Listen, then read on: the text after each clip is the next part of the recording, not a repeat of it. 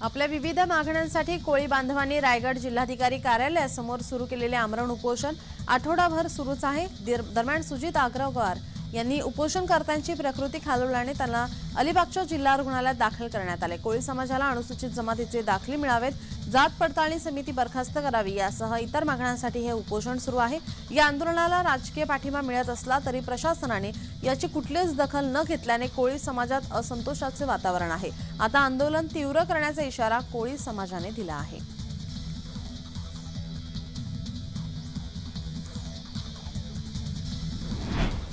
विद्यापीठ अनुदान आयोगाच्या UGC राखीव जागेवर या श्रेणीतील पुरेसे उमेदवार उपलब्ध नसल्यास ही जागा अनारक्षित जाहीर करता येऊ शकते। या नव्या मार्गदर्शक तत्वांच्या मसुद्याला देशभरातून विरोध होत आहे। केंद्रीय शैक्षणिक संस्थांमधील कुठलेही आरक्षण रद्द होणार नाही अशी सारवासारव करण्याचा प्रयत्न झाला असला तरी UGCचे हे पाऊल म्हणजे संविधानाच्या परिच्छेद 16च्या सामाजिक न्यायाच्या तत्वाला धक्का लावणारा असल्याचा आरोप आता होत आहे।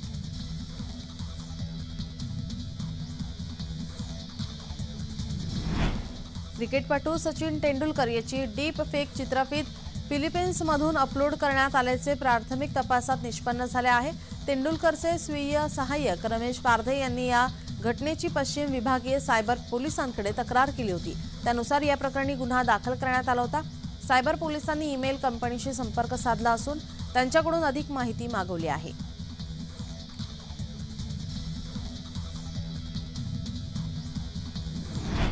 अभिनेत्री सारा अली खानने तिचे खास फोटो इंस्टाग्रामवरती पोस्ट केले आहेत। या फोटोंमध्ये ती एकदमच खास दिसते। सारा अली खानने पोस्ट केलेल्या या फोटोंवर विविध कमेंट येत आहेत। तू इतकी बोल्ड कपडे का घातलेस अशीही विचारणा तिला करण्यात आली। सारा या ब्लॅक गाऊनमध्ये एकदमच हॉट आणि तितकीच सुंदर दिसते।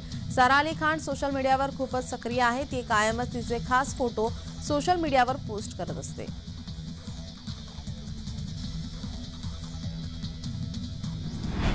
मराठा सर्वेक्षणासाठी आलेल्या महिला कर्मचाऱ्याने जातीची विचारणा केल्याने अभिनेता पुष्कर जोग यांनी समाज माध्यमांवर आक्षेपार्ह विधान केलं। त्यामुळे मुंबई महापालिका कर्मचाऱ्यांमध्ये संतापाची लाट उसळली आहे। जोग यांच्यावर फौजदारी कारवाई करावी अशी मागणी कर्मचाऱ्यांच्या संघटनांनी केली आहे।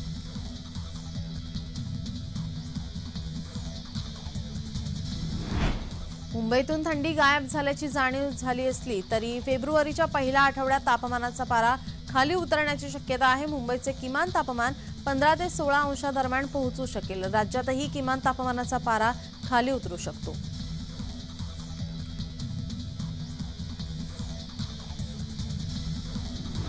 मुंबई विद्यापीठाचा वार्षिक दीक्षांत समारंभ 7 फेब्रुवारीला आयोजित करण्यात आला असून 1.5 लाखांहून अधिक स्थानकांना आता पदव्या दिल्या जाणार आहे। या दीक्षांत समारंभाच्या अध्यक्षस्थानी राज्यपाल आणि विद्यापीठाचे कुलपती रमेश बैस असतील, तर विद्यापीठ अनुदान आयोगाचे अध्यक्ष प्राध्यापक M जगदेश कुमार हे प्रमुख अतिथी म्हणून उपस्थित राहणार आहेत।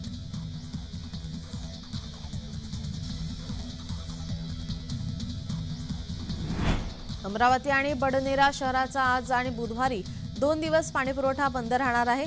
चिंचखेड जवळ मुख्य जलवाहिनी फुटली आहे। मोर्शी येथील अप्पर वर्धा धरणातून अमरावती आणि बडनेरा शहराला पाणीपुरवठा केला जातो। जलवाहिनी फुटली असल्याने पाईपलाईन दुरुस्तीसाठी 2 दिवस पाणीपुरवठा बंद ठेवण्यात येणार आहे। नागरिकांनी पाणी जपून वापरण्याचं महाराष्ट्र जीवन प्राधिकरण विभागाकडून आवाहन करण्यात आले। आज आणि बुधवारी पाण्याची बचत करा। पाईपलाईन दुरुस्ती झाली नाही तर आणखी बंद राहू शकते, पाणीपुरवठा बंद राहू शकते असंही सांगण्यात आलंय।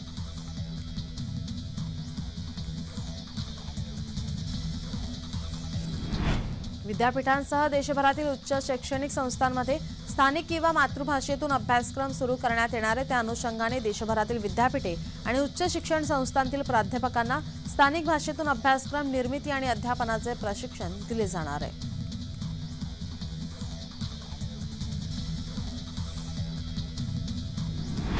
राज्य शासनाच्या महाराष्ट्र राज्य दिव्यांग वित्त आणि विकास महामंडळ आणि दिव्यांग कल्याण विभाग यांच्या माध्यमातून अपंग व्यक्तींसाठी ई-स्कूटर देण्यात येते।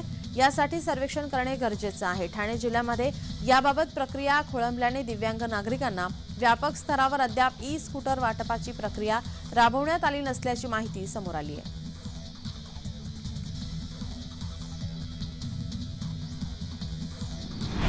मुंबईतील रस्त्यांवरून दिवसाला सरासरी 8 वाहनांची चोरी होत असून गेल्या 2 वर्षात 5725 वाहनांची चोरी झाली। त्यातील केवळ 55% गुन्ह्यांची उकल करण्यात यश आलंय।